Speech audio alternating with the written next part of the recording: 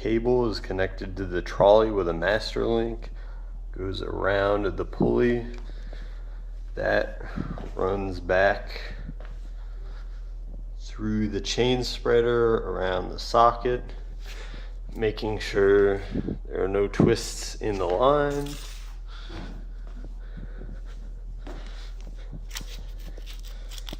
And when it goes to be attached, you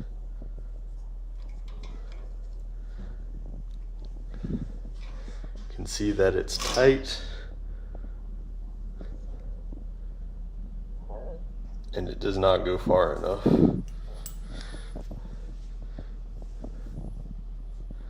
Fully in, fully in, fully in,